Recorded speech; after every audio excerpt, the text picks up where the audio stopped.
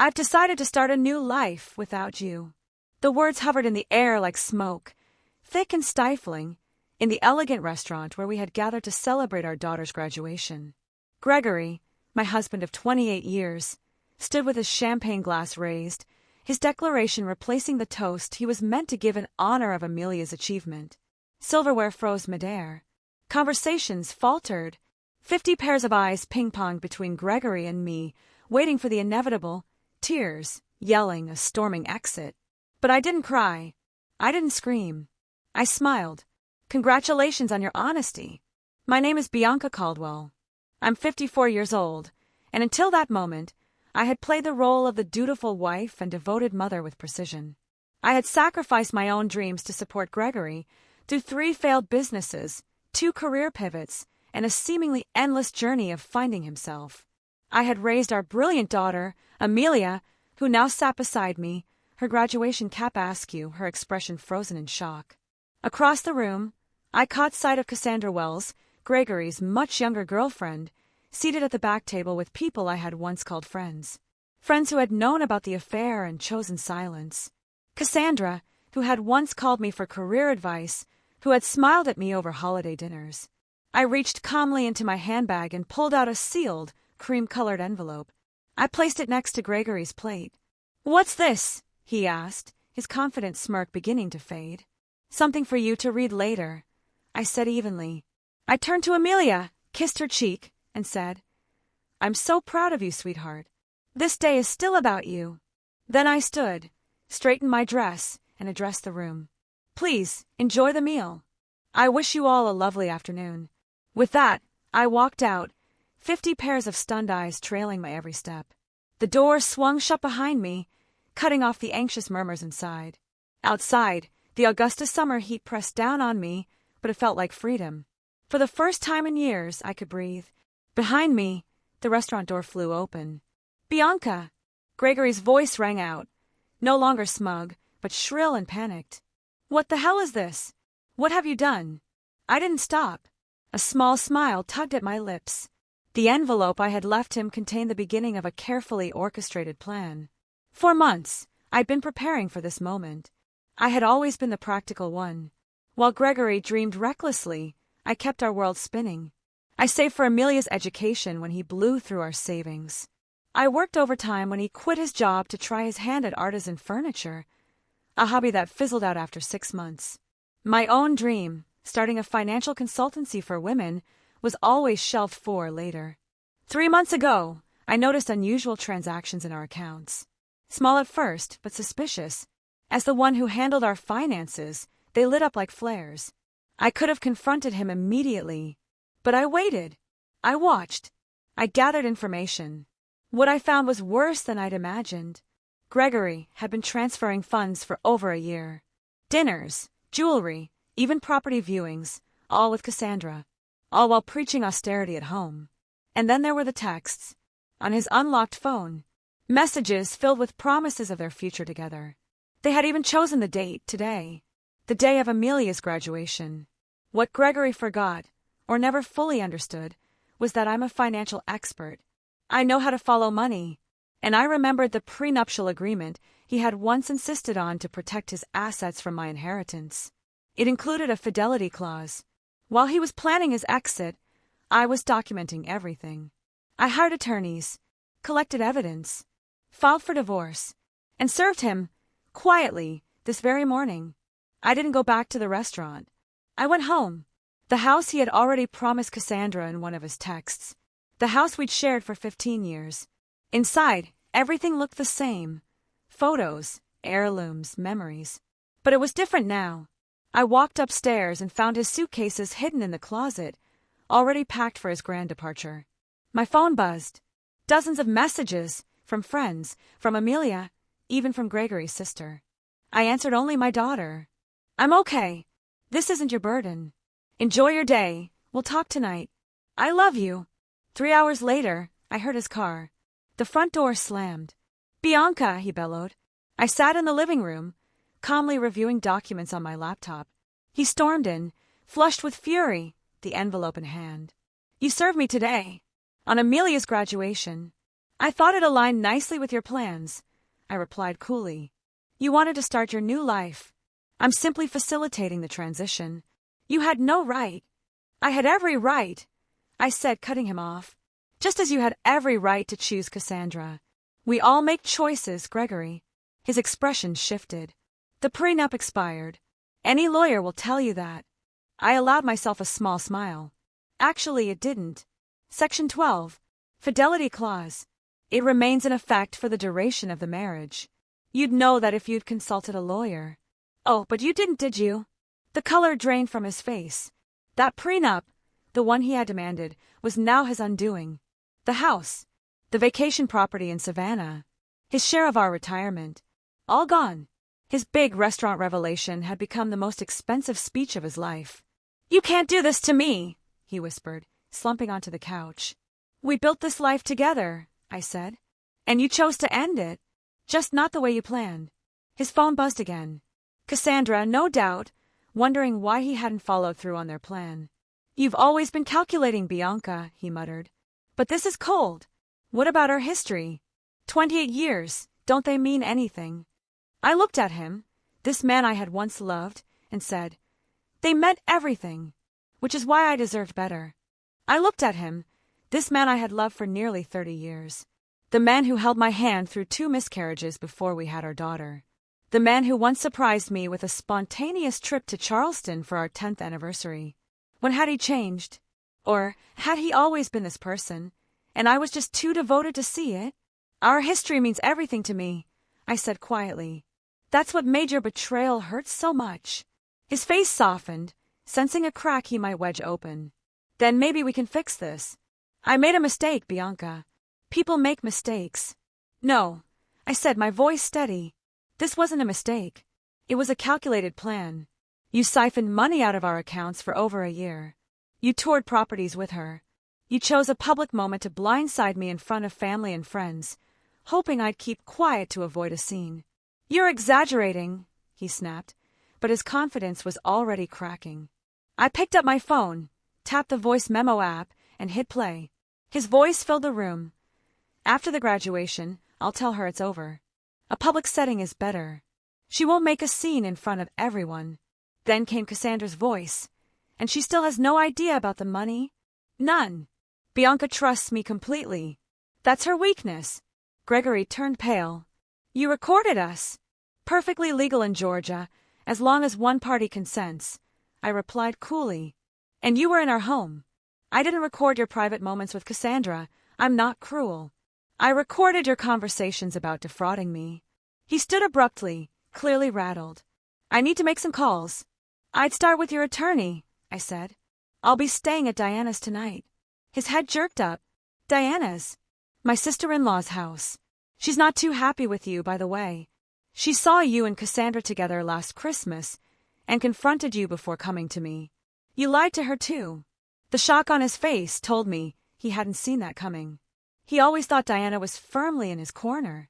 Everyone's turning on me, he muttered. The irony, I said, slinging my purse over my shoulder. You have until tomorrow night to get your things out of the house. After that, the locks change. I walked toward the door. What about Amelia? He called after me, his voice cracking with desperation. Have you even thought about how this affects her? I stopped. Don't you dare use our daughter to shield yourself. You weren't thinking about her when you were planning a beachfront future with Cassandra. His phone buzzed. He glanced at the screen and groaned. Problem? I asked. Cassandra's already moved into the apartment, he said, rubbing his face. She's texting nonstop. The apartment you put in both your names? I asked. The lease you signed last month? He nodded, confused. You might want to call the leasing office. The application was never approved, credit issues. They called our home line to verify some information. I answered. I left him standing in the wreckage of his own poorly crafted future. Diana's bungalow was a quiet haven on the other side of town, nestled in a neighborhood near the university where she taught literature. When I arrived, she pulled me into a tight hug. I just heard from Amelia, she said, ushering me inside. Are you okay? I'm better than I thought I'd be, I admitted. We sat in her cozy kitchen, where a bottle of wine was already breathing. Diana poured 2 glasses. I never thought Gregory would make such a spectacle, she said. At a restaurant. In front of everyone. He wanted to humiliate me, I said, simply accepting the wine. A public break leaves no room for confrontation. He's lost it, Diana said with a bitter laugh. He always did have a flair for drama. We moved to her sunroom, a peaceful space surrounded by potted plants and bookshelves. Diana had never married, choosing independence over compromise. I had envied her freedom more than once. What was in the envelope that made him look like he'd seen a ghost? She asked. I told her. The divorce papers, the evidence of his financial deception, and the ironclad prenuptial agreement, specifically, the fidelity clause that would now strip him of nearly everything. Diana chuckled. I remember when he insisted on that prenup.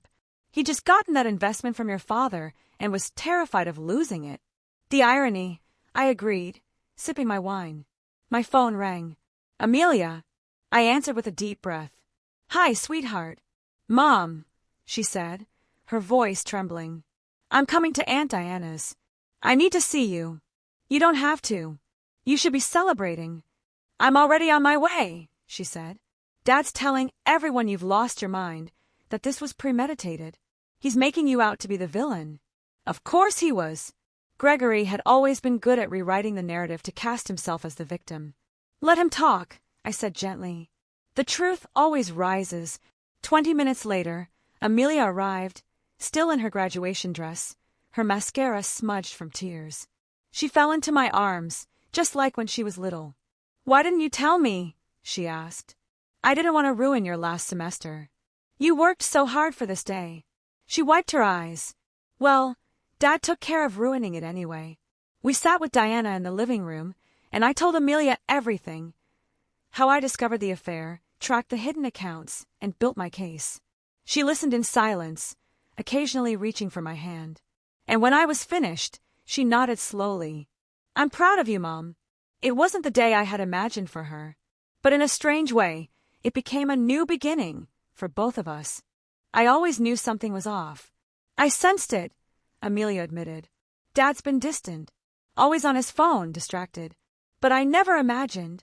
No one wants to see these things in people they love, Diana said gently, her voice steady and kind. My phone buzzed. A message from Philip Anderson, my attorney. The emergency filing was approved. The bank accounts Gregory had quietly moved our money into were now frozen. He'd only have access to limited funds, just enough to cover basic living expenses. The rest, the money meant for beachfront properties and his future with Cassandra, was locked down. I showed the message to Diana and Amelia. Good, Amelia said with quiet resolve. He deserves it. Her fierce loyalty warmed me, but I reminded her gently, he's still your father, sweetheart. What's happening between us doesn't have to shape your relationship with him. Maybe someday, she said, her voice brittle. But right now, I can't even look at him. He hugged me this morning, told me how proud he was, and then hours later, he blows up our family like that. The doorbell rang. Diana got up to answer it. She returned moments later, her face tight. It's Gregory, she said. And he's not alone. I straightened. Cassandra walked in behind him, looking uncertain, her posture tense, eyes flickering around the room. She was younger, 37 to my 54, with blonde hair and the kind of confidence that hadn't yet been worn down by real hardship. Gregory, however, looked furious, his earlier desperation now hardened into anger. Bianca, this has to stop, he snapped. Unfreeze the accounts. Let's talk like adults. Amelia stood, stepping slightly in front of me. Maybe you should have thought about being reasonable before you humiliated Mom in front of everyone. Gregory blinked, as if just noticing her. Amelia, this doesn't involve you. Doesn't involve me, she echoed, stunned. You blew up our family on my graduation day, and it doesn't involve me. Cassandra touched Gregory's arm. Greg, maybe we should go. He brushed her off. No, not until Bianca agrees to be rational. Diana folded her arms. Rational? Gregory, you're the one who made this mess. I remained calm, watching it all unfold. 4 years, I had played the peacemaker, smoothing over conflicts, absorbing the hurt so others wouldn't have to. Not anymore. The accounts will remain frozen until the preliminary hearing, I said coolly. That's in 3 days. The judge will determine what's fair. 3 days? Gregory's voice rose. What am I supposed to do until then? You have your personal account, I reminded him. The one you've been quietly funneling money into for over a year. Cassandra's head whipped toward him. You have a separate account. With how much in it? The cracks were already showing. This is vindictive, Gregory hissed. This isn't who you are. Maybe you never really knew me, I said evenly. Just like I never really knew you. Amelia turned to Cassandra. Did you know he was going to do it like that? At my celebration. Cassandra looked away, ashamed. I thought he was going to tell her privately. I didn't know he would announce it like that. Gregory shot her a sharp glance. The unity they walked in with was rapidly disintegrating. I think it's time for you both to leave, Diana said firmly. Amelia's had enough for one day. Gregory turned to Amelia. Sweetheart, you understand that sometimes relationships just change. People grow apart. Her expression turned icy. What I understand is that you're a coward. You couldn't even give Mom the dignity of a private conversation. And while I was working 2 jobs to afford my textbooks, because you said money was tight, you were stealing from us. That's not what happened. It's exactly what happened, she cut him off. Please leave, Dad. I can't look at you right now. The silence was deafening. Finally, Gregory turned and left. Cassandra followed, silently. At the door, he paused and looked back at me. This isn't over, Bianca. I'll fight you. I met his gaze, unshaken. You're welcome to try. After they were gone, Amelia collapsed next to me, tears spilling down her cheeks. I've never talked to Dad like that before. I wrapped my arms around her. Sometimes standing up for what's right hurts. Diana poured fresh glasses of wine. To new beginnings, she said. Indeed. This ending was only the beginning. 3 days later, the courtroom. The preliminary hearing was held on a gray, rainy Tuesday in a small courthouse. I arrived with Philip. Gregory walked in with a lawyer I didn't recognize. Young, nervous, clearly more comfortable in boardrooms than family court. Another miscalculation on Gregory's part. The judge, a sharp-eyed woman with no tolerance for drama, scanned the prenuptial agreement. This document appears to be valid, she said, glancing at Gregory's lawyer. Do you contest its terms? Your Honor, the young man cleared his throat. We believe it expired due to the marriage's duration. The judge adjusted her glasses. Section 18 states, clearly, that the agreement remains in effect for the duration of the marriage and any legal proceedings resulting from its dissolution. No expiration is indicated. Gregory leaned forward, whispering furiously to his lawyer. The court also notes evidence of systematic fund transfers, violating the financial disclosure terms in Section 23, she continued. I am ruling to maintain the freeze on joint accounts until full discovery is completed. Mr. Caldwell may access his personal account. The family home remains in Mrs. Caldwell's possession, as dictated by the infidelity clause. Gregory flushed a deep red. This is outrageous, he muttered under his breath. The judge shot him a warning look. Mr. Caldwell, I suggest you read what you signed. This court reconvenes in 30 days. Outside, as we walked through the hallway, Gregory caught up to me. Bianca, please. 28 years. Doesn't that count for something? It counted for everything, I said quietly, until you decided it didn't. I walked away, leaving him standing in the echo of his own undoing. Some called to offer support. Others just wanted gossip. I kept my response simple and dignified. Gregory and I are separating. These things happen. Behind the scenes, however, Gregory's carefully crafted image, devoted husband, successful businessman, was falling apart. The court-ordered financial freeze meant he couldn't follow through on the grand promises he'd made to Cassandra. The beachfront property, gone. The luxury car he'd put a deposit on, canceled. 2 weeks after the hearing, Diana called me, her voice laced with amusement. Have you heard the latest? Cassandra moved out. Already? I asked, unsurprised, though the speed was impressive. She found out Gregory's finances aren't nearly as solid as he claimed. Turns out those substantial savings don't exist. She told her friend Jennifer that she didn't sign up to date a man with financial problems. I laughed. Gregory had always been skilled at illusions until the truth caught up to him. Meanwhile, I was rebuilding. I'd always maintained a separate nest egg, something Gregory hadn't accounted for. With it, I rented a small office downtown and launched the consultancy I'd dreamed of for years. My first clients were two women navigating divorces of their own. Soon word spread. I focused on helping women understand their finances during life's turning points: divorce, widowhood, career changes. It was deeply fulfilling, far more than any corporate job I'd ever held. Amelia, now working at a marketing firm in Charleston, called regularly. "I'm so proud of you, Mom," she said one evening. "You're helping people at their lowest." "I'm just doing what I wish someone had done for me," I replied, helping women prepare for whatever comes next. For the first time in years, I was needed not for emotional labor or caregiving, but for my expertise, and it felt incredible. The divorce finalized. The final hearing landed on what would have been our 29th wedding anniversary. Fitting, I thought. Gregory looked worn down. Later, I learned his business had been floundering without my quiet support and financial guidance.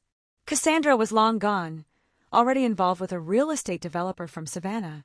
Most of our former friends had distanced themselves after learning the full story of his deception.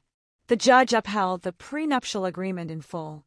Gregory walked away with his personal belongings, a dwindling business, and the funds from his private account, most of which went to his attorney. All he could afford was a modest apartment. I retained the house, my retirement accounts, and 70% of our joint investments, just as the prenup outlined in cases of infidelity. It was poetic justice. The document Gregory once insisted on to protect himself had become the very thing that undid him. As we left the courtroom, he approached me. "I made a terrible mistake," he said quietly. "Is there any chance?" "No," I said gently but firmly. "That door is closed." He nodded, eyes downcast. "I understand. I hope you find happiness, Bianca. You deserve it." And for once, I believed him. It was the most honest thing he'd said to me in years. 6 months later, Caldwell Financial Transitions had outgrown its tiny office. I now had a larger space and 2 associates. We helped women secure their financial futures, often during the most vulnerable moments of their lives. Amelia visited often, glowing with pride. "You know what's ironic?" she said during one visit.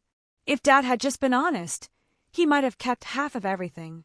"Sometimes people can't see past what they want in the moment," I replied. I had once defined myself solely as Gregory's wife and Amelia's mother. But now I was more: mentor, business owner, advocate. The envelope I had handed Gregory at the restaurant months ago hadn't just been the start of my exit.